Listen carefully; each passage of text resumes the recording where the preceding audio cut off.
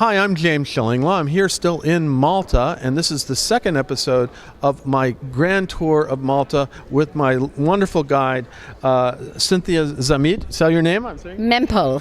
Cynthia Zamit Mempel, and Cynthia has taken me all around this wonderful island. You can book her for your clients as well, and she gave me a great intro 101 because I really got to come back to this wonderful place because it's just such an amazing thing. You're going to find out, and today we're going to talk about a little trip to another island, because believe me, it's not just Malta, the island of Gozo, which is really essential really to view if you can. We're going to talk about that and a whole lot more on this segment of Insider Travel Report.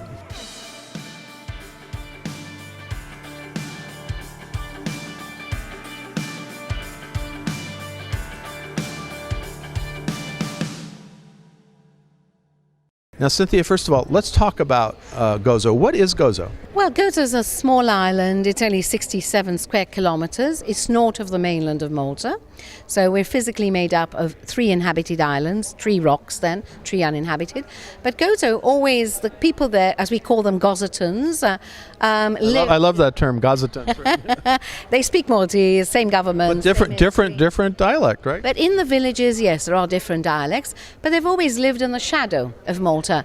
So it's actually, we refer to Gozo as the island where time stood still. Right. And that explains the island. Once you've experienced it, you'll understand why we call it so. It seems like time stopped there for a couple of years.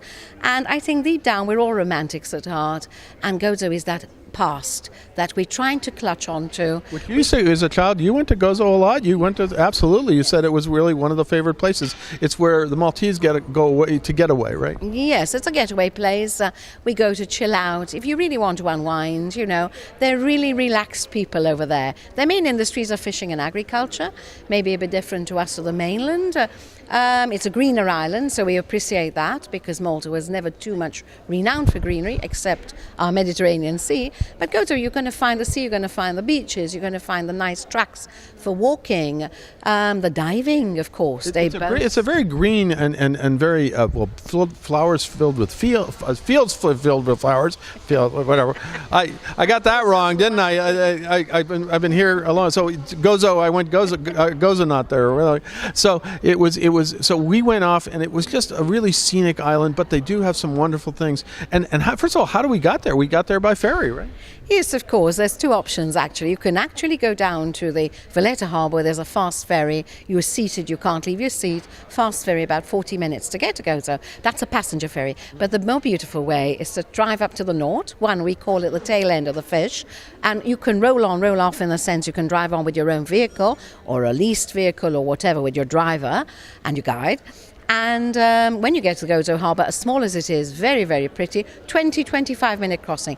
And on the crossing, you're bypassing that other little inhabited island we call Comino, right, from the Cuman seat. I must add that Comino only has 2 people living on the island, and it's renowned for the Blue Lagoon, right, the beautiful turquoise green colour of the water, which if you want to snorkel or bathe in, it's beautiful. And you can go by boat, and they'll take you over for the day or something like that. Yes, you can just go for a couple of hours if you like, So one can choose, there's various options how to get to Comino. But Comino, we're trying to leave fairly unspoiled. On Comino, there's a huge watchtower, and if any of you want to get an idea of that tower, you've got to watch the movie The Count of Monte Cristo, which was Jim Caviezel. And Dr. Jim Caviezel, who was there, and that was where he was, imprisoned? Imprisoned, yes. It was called Chateau d'If, obviously, and so you get an idea of Comino as well. He was getting off, the prison itself, the host, you've got to watch it. Yeah, and so we finally get to Gozo, and we actually drove around a bit, and you took me to some incredibly scenic sites, and I remember you said, here's the Instagrammable moment where we went to right where there was a cliff, and then you said, I'm not going down there with you, but you went down. I took a little selfie of myself with a beautiful the beach and everything else in the background. That was just amazing. It's a really scenic island, right? It is. It's also a hilly island, to be fair. We call it the island of the tree hills as well when you see it from the seaward side. However, where we stopped there, we were overlooking the only red sandy beach we have on the islands. When I said red, more of a terracotta, earthy colour. But it's beautiful. It's beautiful and it's natural.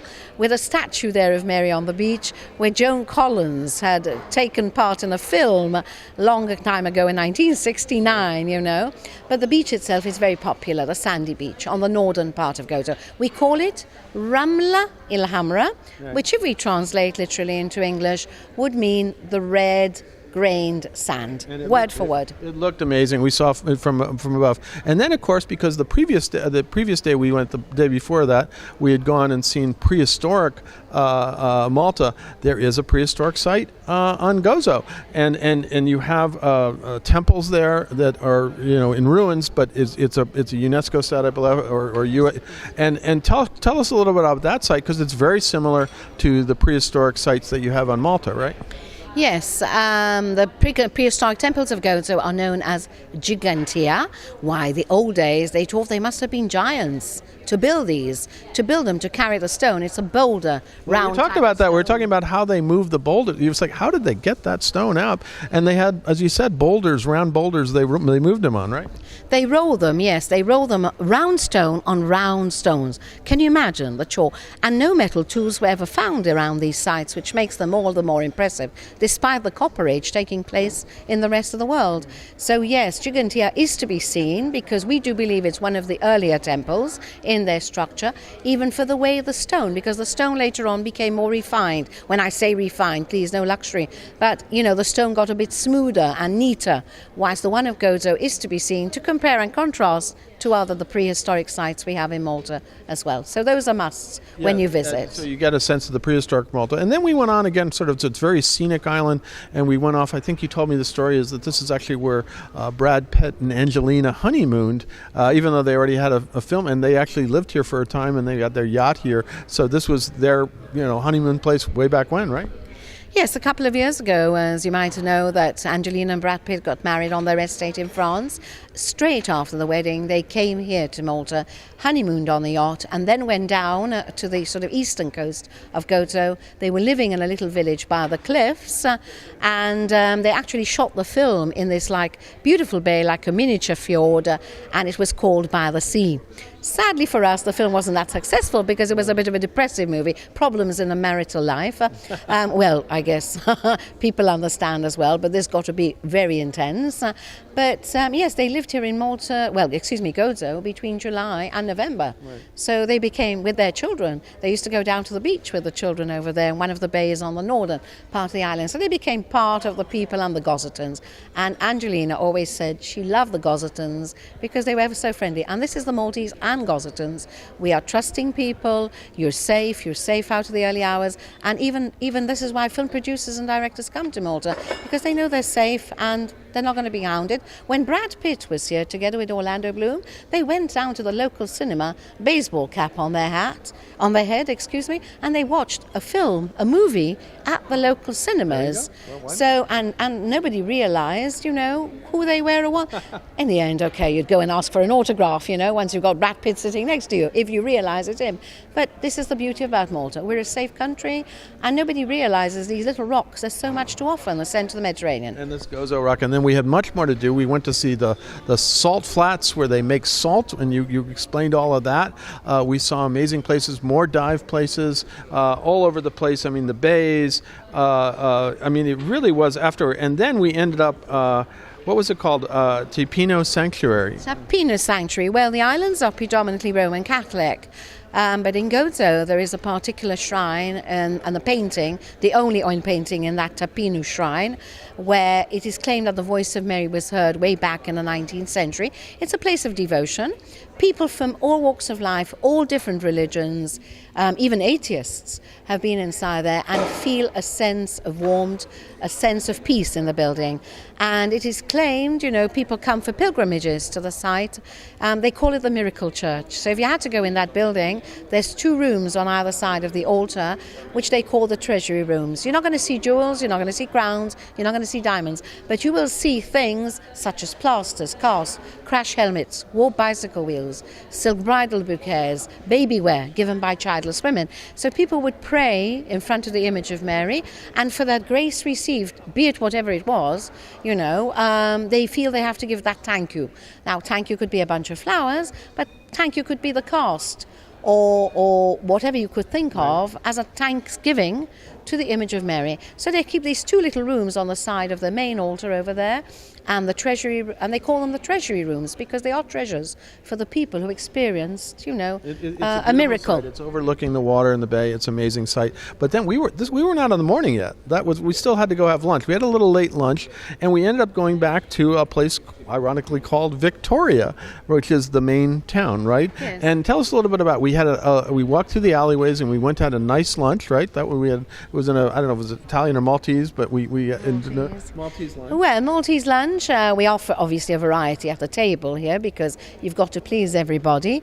Who wants fish? Who wants meat? Who wants traditional? So some people like to feel at home with the cooking as well. But the restaurant there was called Neolithic, and Neolithic because of the Neolithic prehistoric temples as well we have. But this is in the heart of Victoria. The older name to the capital, this is the capital city of Gozo, was Rabat. But when the British were here, because we were a British colony as well, they decided to change the name to Victoria, obviously honouring Queen Victoria on the occasion of her Diamond Jubilee. So Rabat, quaint with those little narrow winding streets, little vendors, selling off. It was amazing. I was able to spend a little more time there, but we had to keep going. Yes. And we went up to the Citadel, which is the old town fort, walled area of the town, and that was pretty amazing too. Amazing walled town, and then the views from there were just absolutely astounding. Yes, it's worth the climb up to the walled city because, as James was saying here, of course, it's a 360-degree view of Gozo below. In the heart of their walled city, of course, their pride and joy, their cathedral, which is renowned to have a flat roof but a dome painted with a 3D effect. It's a 17th century, late 17th, let me be fair, early 18th century cathedral. But the walk around the walls of the citadel, the walls built and defensive fortifications for the protection of the people. Of course, we're not talking now, but we're going back in the years, of course, where people had to think of their defense. And so the citadel was constructed there, starting from the Roman period, 3rd century before Christ. Defenses, until the British period, really, right, in a way was in use. But the targets were more Malta than Gozo in the Second World War. Well, it was amazing that whole Gozo was such a relaxed place.